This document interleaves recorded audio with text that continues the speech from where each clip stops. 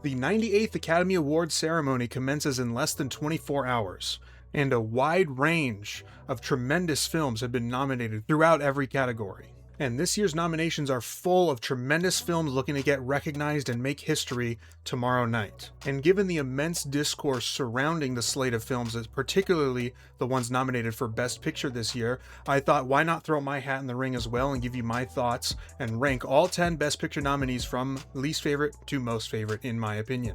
And I just want to preface this ranking by saying that I have given all 10 of these films a positive rating. Of course, the ones at the bottom are closer to that mixed level or that mixed range in my rating system, whereas at the very top we have some of my favorite movies of 2025 there. But that said, again, I don't really have a villain this time around. This season I feel has aligned very consistently with my own personal feelings about these movies, and the Academy Awards and the Oscar nominations have sort of reflected that as well, where 5 of my top 6 movies were nominated for Best Picture this year. Justice for no other choice, please, at some point. So compared to years past, I don't really have a movie that I'm inherently rooting against.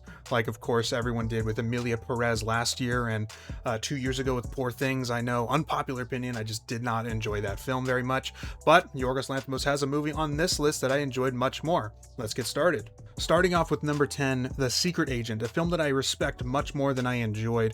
That first hour, really, because we don't have much context of what's going on, and, you know, being a stupid American, I don't really have that much knowledge about 1970s Brazil and that authoritarian regime that was going on there. So I don't have a lot of context going into the film, and therefore that first hour I really struggled to connect with. I frankly was quite bored with the first hour, even though it is it's a story that feels like it would be in my wheelhouse. It's very stress inducing.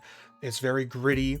We're following one character for the most part, that performed by Wagner Moura in this film, and who is fantastic in the movie as well. Don't get me wrong, definitely deserving of an Oscar nomination here. But it never really picked up in that pace that I really wanted it to, that it kind of failed to do in that first hour. And given that it's 2.5, 3 hours long as it is, I felt like my time wasn't quite as valued as I wanted it to be for that reason as well.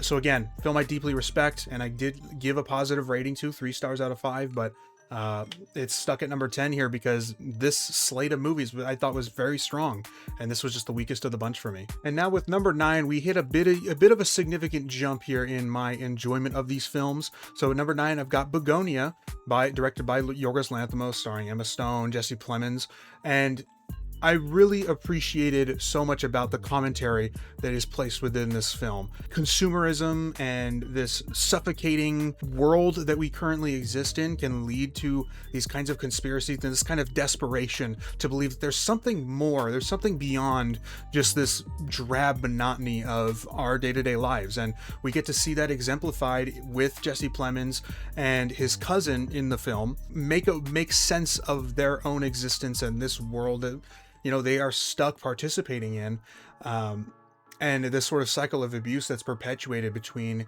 corporation and consumer in that way. And it's manifested in conspiracy. And I really love the dynamic between Emma Stone and Jesse Plemons. And Yorgos was very smart to play within that chemistry that these two actors have together. And, you know, they've done a few different Lanthimos productions together so far, and this is just the latest. Jesse Plemons, it would have been cool to see him get an acting nom for Best Actor here. Of course, he did not, maybe just missed the cut with 6th place, but really loved his performance, loved Emma Stone's performance. She's absolutely tremendous here. Where the film really loses me, though, is in that final act, in that final reveal of the film. And spoiler warning for those who haven't seen it, but Emma Stone does turn out to be an alien. And that was kind of the whole point of the premise of the film, that Jesse Plemons and his cousin think that she's an alien, that she's trying to contact her beings from outside the world, and that's why all this injustice is occurring in their lives and things of that nature, and that is why they kidnap her.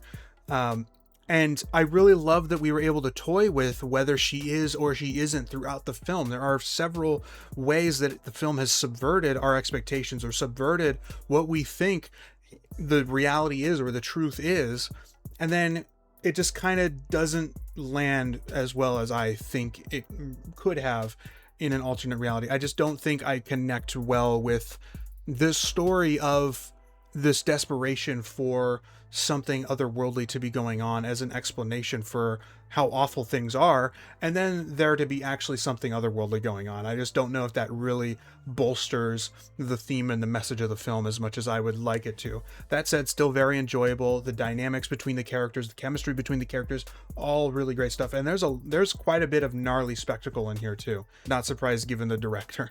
At number 8, we have F1, a Joseph Kosinski directed film starring Brad Pitt and about F1. It's about a Formula One racer, well, a Formula One team for that matter, Apex, and coming in trying to get a veteran racer to help their rookie racer turn their season around. Otherwise, bad things are going to happen for them. And it was just a very enjoyable experience, a great theatrical experience. The spectacle's great.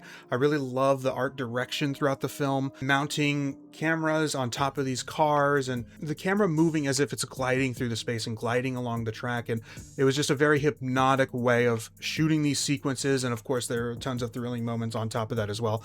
It's just a very crowd-pleasing, big blockbuster film, and it fulfills every bit of a sports movie story beat that you want. That's going to be very satisfactory, at the same time a bit safe, which is why it's a bit of a shock that it's even here in the Best Picture nominations. I'm happy that it's there. I think that some people trying to pretend it doesn't exist are being a bit performative, because it is a very high quality film, I think. Yeah, again, maybe it just doesn't quite fit with everything else that's going on here. It's a bit of the black sheep of the bunch, if you will. At number 7, I've got Sentimental Value, the new Joachim Trier film, starring Stellan Skarsgård, Renate Reinsve, Inga Ibsdottir Liljeus, and Elle Fanning as well. Apologies if I mispronounced any of those names there, but I think I got them. And I found it to be a really touching and beautiful and heavy exploration of generational trauma, as well as this disconnect between a father and daughter, and how that has reflected in their artwork and their approach to their artwork, as well as what leads to, at the end of the film, again, spoilers for all these movies, what leads to their eventual bonding over their shared trauma in their lives. And I really, really dug it. I really appreciated that. It did take a little bit of time for me to really connect with the story and with these relationships, but it really helps when everyone on screen is just giving an absolutely brilliant performance and some of their career best work. Renate Reinsve, absolutely tremendous. Definitely a contender for that Oscar, although Jessie Buckley seems like a total lock for Best Actress, but also Elle Fanning and Inga Ibsdottir, fantastic performances and both deserving of supporting actress nominations. Stellan Skarsgård as well, later in his career and still delivering absolute heaters. So that was a really great and powerful watch. Very heavy film, and beautifully composed, beautifully shot. Some of these immaculate frames and the way, again, the camera moves within a space. I always love it when directors and cinematographers utilize the space around them and utilize blocking techniques and camera movements and certain muddy compositions to really get, hammer home their themes or hammer home these emotions that these characters are going through. And I thought this film was deeply effective in doing that. At number 6, I have Guillermo del Toro's Frankenstein, starring Oscar Isaac and Jacob Elordi and Mia Goth and a little bit of Christoph Waltz in there as well.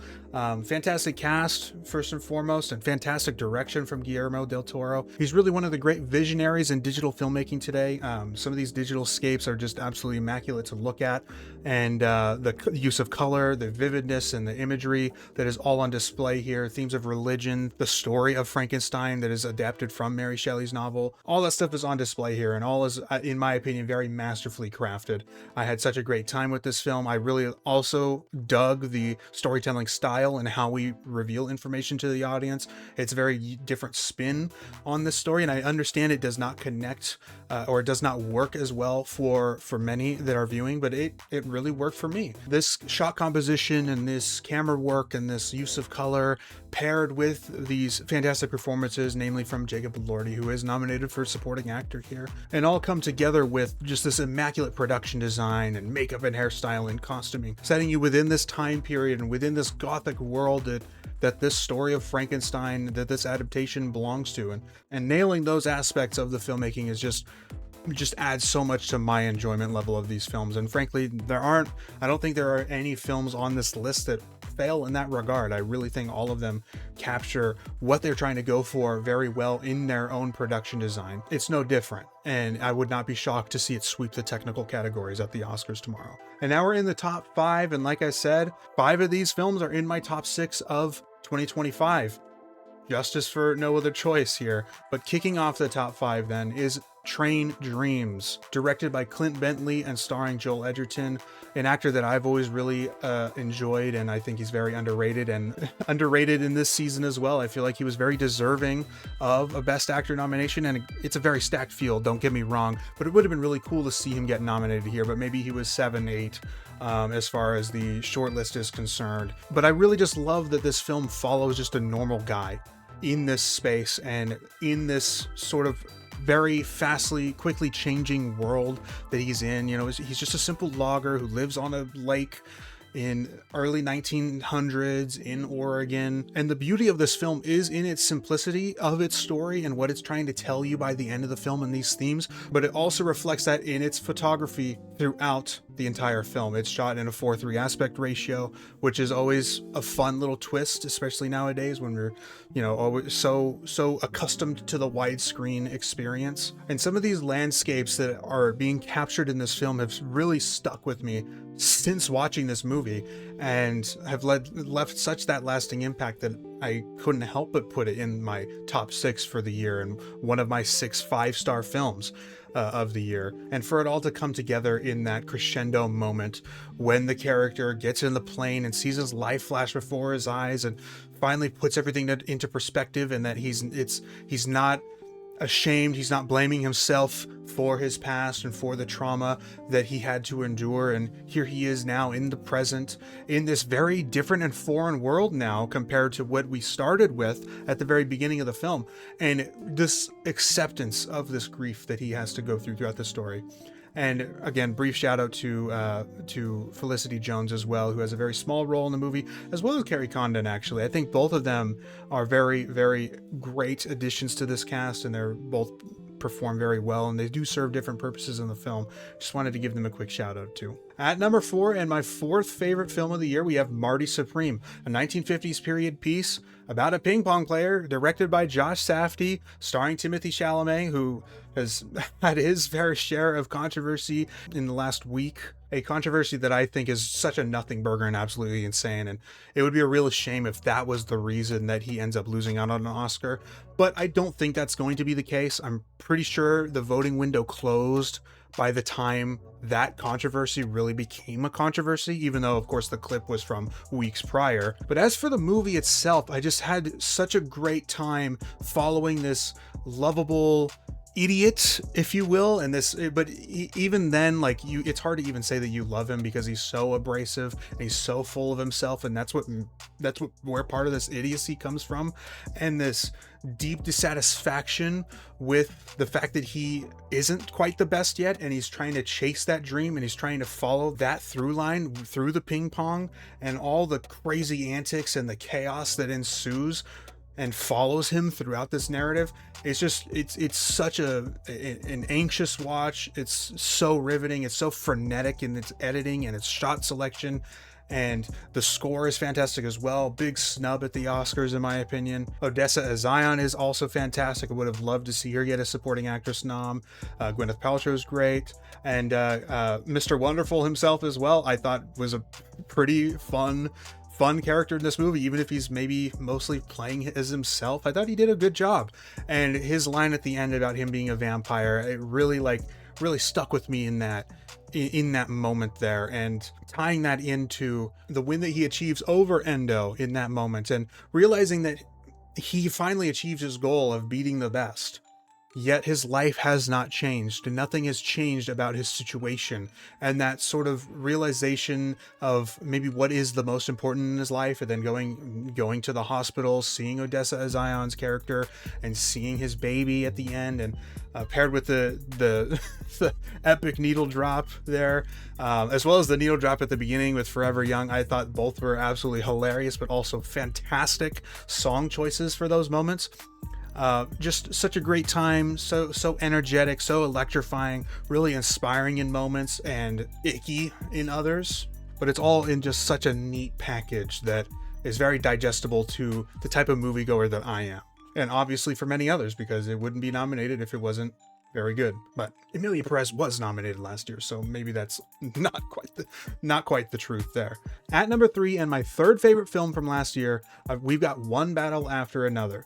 Paul Thomas Anderson's latest film, and potentially one of his best in my opinion.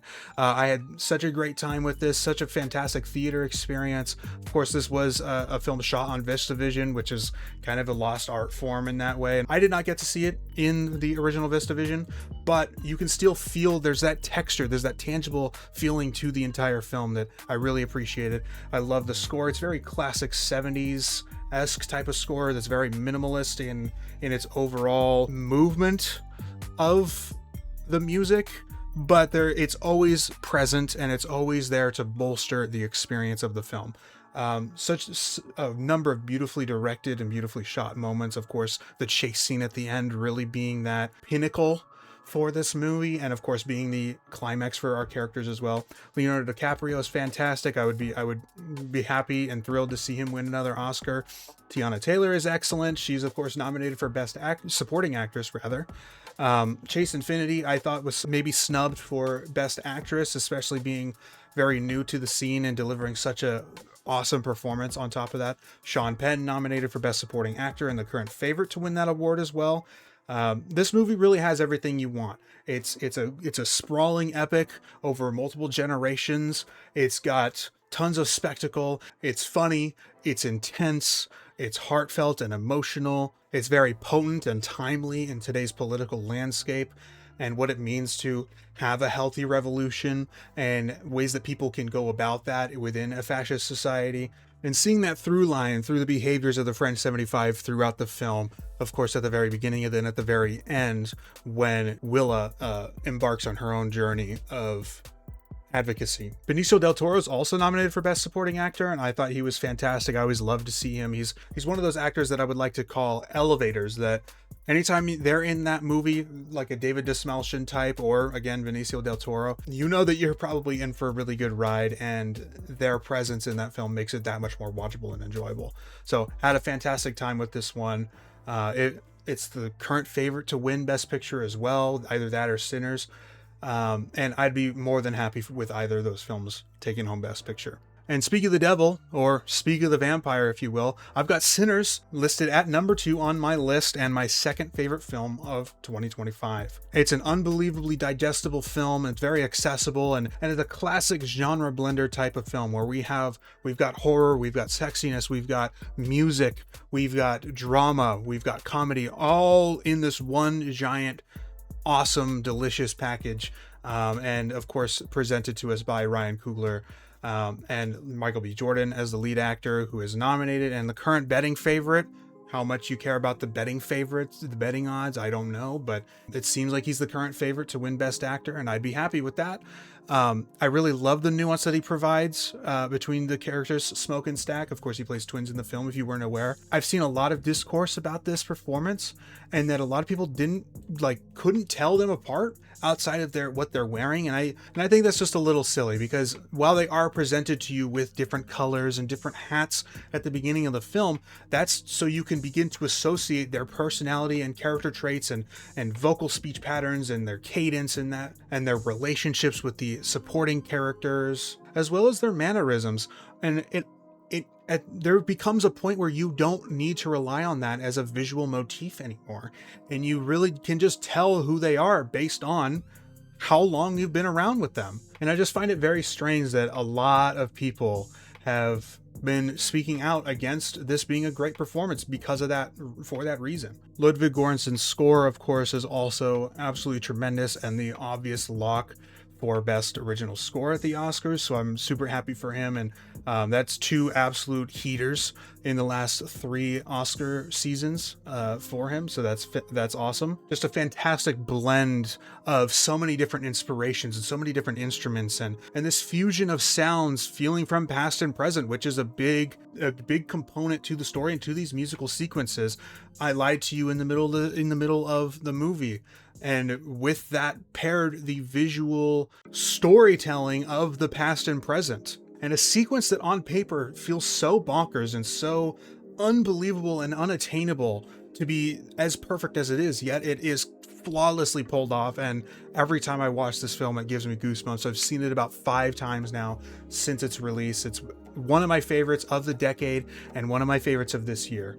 Delroy Lindo nominated for supporting actor, and Wunmi Mosaku is nominated for supporting actress, both of them also delivering wonderful performances. And of course, Delroy Lindo being this kind of scene-stealing comedic type that was just so much fun to watch on screen. And of course, a lot of what Miles Catton, what Preacher Boy learns about the music and about blues and about this ability to speak to the past and future and connect with them comes from Delroy Lindo, actually, right before that sequence of the history of music. And I think his character is so touching to the story. One of my favorite sequences involving him is also in the car ride when he's recalling the story about he and a friend, and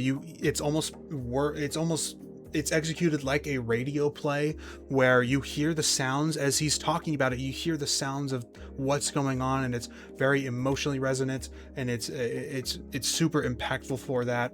And of course, it also exposes this through line of not just in this movie, but the Black community as a whole utilizing music to cope with their grief. And I think that's such a powerful message in the film about how important that is, and about how important and sacred it is to not be culturally appropriated by other people that are trying to seek out that music. Remick, being the villain portrayed by Jack O'Connell in this film, is also so much fun and portrays that very real threat of the sacredity of art being compromised in that way. And I just think it was very responsibly done. All the characters are very smart, which is sometimes a problem when you encounter a horror movie situation or horror sequences within your films, is that characters become dumb. But I really feel like every character is really, really smart and really nuanced and really measured. And that's really how I would describe this whole film. It's all very smart, nuanced, measured. There's so many other things under the surface that I would love to talk about. And maybe I will in the future at some point, if you see me on the Coast to Coast podcast or whatever, maybe I'll talk about that more. But there's so much, it's so deep and so heavy, and it's jam-packed with subtext. And finally, we've hit my number 1 film of the Best Picture nominees and of 2025 last year for me, and that is Hamnet. Hamnet is a film that completely floored me by the time the credits rolled. Such an emotionally resonant and powerful story, and just absolutely immaculate acting performances. I think it would have been really cool to see Paul Mescal get in for Best Supporting Actor, because I think he really deserves an award nomination, if not a win, frankly. Of course, Jessie Buckley has already been recognized throughout the awards circuit for her performance as Agnes, and of course she's going to win the Oscar tomorrow as well. It's pretty much a lock because she's won every preliminary award. And I wish this movie would receive more love at the Oscars tomorrow, but I don't imagine it will win very much. Maybe Jessie Buckley is the only win that it gets, but I just really connected and empathized with this film so much. Jacoby Jupe is also fantastic, and a number of child performances or newcomer performances in this year have been absolutely stellar. He is another example of that. Of course, Miles Catton, I should have mentioned before, is also an example of that in Sinners. But the story of William Shakespeare and Anne Hathaway, Agnes, in this movie, their son Hamlet dying, and the play and what Shakespeare tells him, and his desire to be a knight and to use a sword and everything, and that being fulfilled through the play spiritually at the end of the film, and the two characters being able to come to terms with their grief and accept their grief, and of course that send-off at the end. I think it's just absolute brilliant filmmaking. I love the score. I love Chloe Zhao's direction. I'm so glad that she was nominated for Best Director. And the shot composition is absolutely tremendous as well, and oftentimes hits in the most powerful of moments. But really, I mean, what you're watching is a lot of guerrilla style filmmaking, I felt, with a lot of handhelds and a lot of very intimate close shots and a lot of compositions that are very muddy where you don't see a person's full face, but it's very meaningful in that way because it immerses you in this setting with these characters, and it makes these emotional beats and the tragedy of the story so much more impactful to the viewer. I really connected with this film. I had such a wonderful experience. I mean, wonderful is a strange word to use, but you get what I mean. It was just so fulfilling, awe-inspiring. I was totally floored by the end of it, and that is why it is my number one film of 2025 and my number one film out of the 10 Best Picture nominations from last year. All in all, I think it's a very strong lineup for Best Picture. Like I said, I have 5 movies out of this 10 that were nominated that I gave 5 stars to, and 5 of these movies ended up in my top 6. A couple more ended up in my top 10, and really only The Secret Agent was the one that I didn't quite like, that I didn't really connect with at all, but I still deeply respect for its technical prowess and for Wagner Moura's excellent performance in the film. And I understand that this will have a lot more impact and meaning for those that can connect to this story a little bit more and that understand a little bit more the context of the situation going on. But for me, that just wasn't the case. I still deeply respect the movie, but I'm super excited to watch the Academy Awards tomorrow, and I hope you are as well. And I hope you enjoyed this video, and let me know what your favorite film of last year was, and let me know your ranking if you have one of all the Best Picture nominees. At least what is your favorite movie, or what movie you're rooting for to fulfill that history, to achieve that history. Sinners, of course, already making Oscar history with the 16 nominations. How many it actually wins, I'm not sure. I do think that some of the news headlines are kind of setting up the movie for failure, which I never like. It's very realistic that this movie only walks away with 3 or 4 awards, and that's still plenty, and it's still wonderful and a wonderful achievement and a testament to how great the film is. But having 16 nominations and people projecting it could break the record for the most winning film of all time as well. Again, it's setting the film up setting people up for disappointment come Oscar night, and I just don't really care for that approach to journalism and approach to talking about these movies. Yeah, thank you so much. I'm considering doing more movie content, maybe more reviews and more lists and more rankings as we go along throughout the year. I just felt like I really wanted to talk about this and talk about this awards season because it seems like everyone has an opinion on it, and I do also have an opinion on it. And funny enough, most of the opinions that other people have, I just don't agree with because I just loved all of these movies so much, and there isn't a villain for me this year. And I just wish people engaged with the movies a little bit more healthily. Not that you need to enjoy everything, but you don't need to be so divisive online. So I guess that's kind of my mission if I go forward with more movie related content. But if you're new to the channel and you're unaware, I do run a podcast called Coast to Coast with 2 of my friends from different areas of the country, and that's why we're named Coast to Coast, and it's a lot of fun. We do it every week.